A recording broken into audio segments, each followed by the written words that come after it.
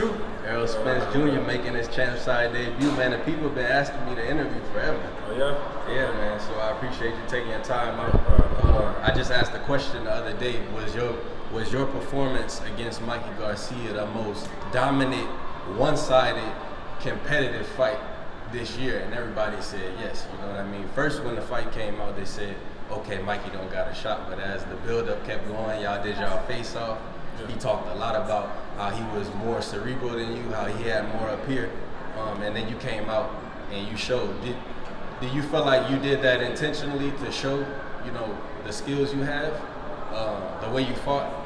A little bit. I mean, when it first popped off and I knew about the fight, you know, I was gonna walk him down, beat him up. But as the fight led on, and you know, the promotions and things like that. And the things he was saying, like he was smarter than me. And a lot of critics and things like the reporters saying that, you know, he had better skills than me, he was smarter than me, and he might outbox me or beat me. So I just wanted to prove that, you know, I am a skillful fighter. You know, say my boxing IQ is high.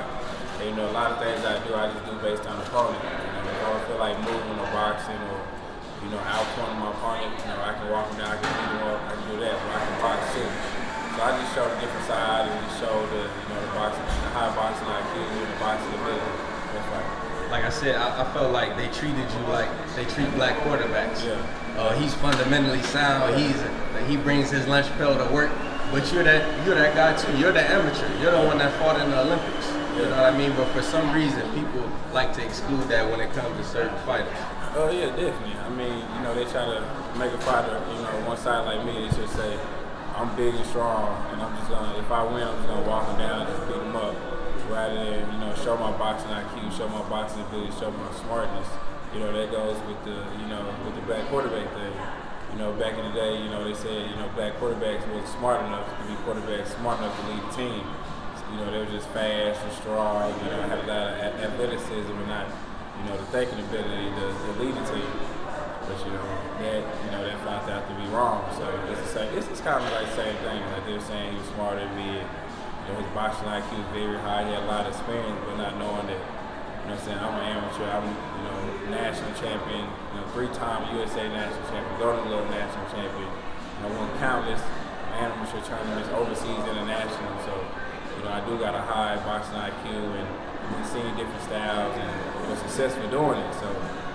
You know, it's just, you know, a lot of critics, it's just, you know, a lot of them don't know what they were talking about. You know, a lot of guys get in the game. You know, anybody can get in the boxing game and, you know, pick up a camera and start recording and be a critic. Right. You know what I'm saying? So a lot of the guys don't have no experience, and everybody see them as experts because they have a platform. So, you know, I mean, they can keep doubting me. You know what I'm saying? That's a good thing, because at least my opponents, they'll underestimate me if they're watching all these, you know, YouTube bloggers say, you don't have this type of skill, he can't do this, he can't do that. You know, a lot of people be at the gym, you know, I can do, you know, anything. So, you know, it is what it is. Speaking of that, Quentin Randall was fighting on the card. We talked to him. He said that, you know, he had been working with you, and it was good experience. Anything you want to share on some of these guys that's fighting on this card? Texas showing up real big in Vegas. You here? Yeah, oh, definitely. Quentin Randall can fight. You know, I like him a lot. You know, Quentin Randall can fight. You know, he's kind of awkward. He's long. He has good jab, he has great amateur experience too, so, you know, I think he's going to go a long way, long to stay focused. We got Charlo, he's fighting. You know, he thought he was going to get the Tony fight, but he didn't get it, so, you know, he's fighting the other guy. So, he's got to stay focused and do what he do, get this win, and then, you know, there's some bigger fights ahead of him. We got Tony Harris and then maybe Julian Williams for, you know, to become undisputed champion, so he got big things ahead of him too. And back to you. Have you seen the progress, that jump since the Mikey Garcia fight? You did crazy numbers on pay-per-view. It was a great build-up, marketing, where everything was on point. I've never seen nothing like that.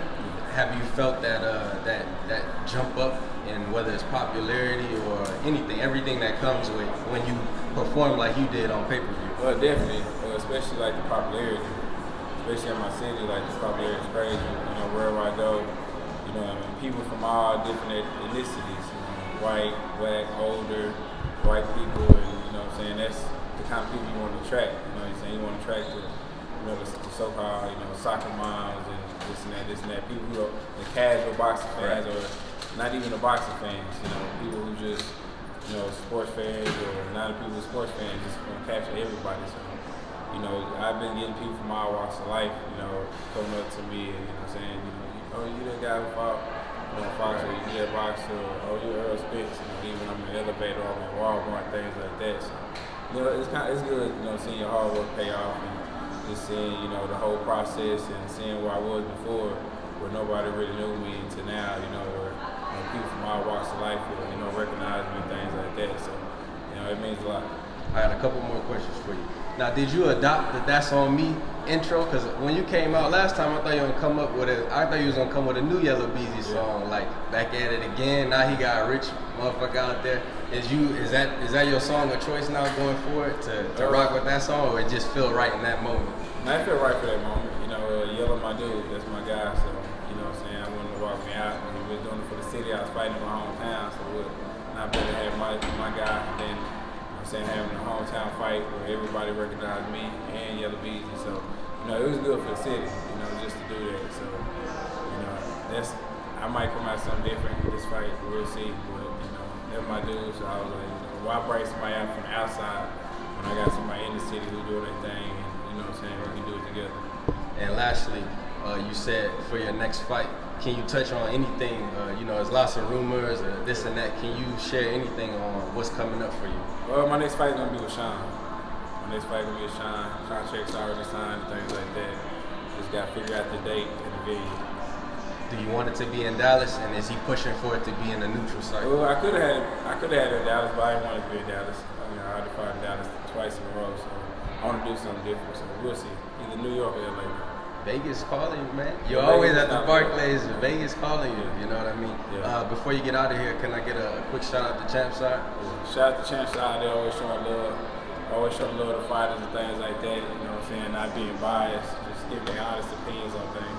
I appreciate y'all being 100 in the sport.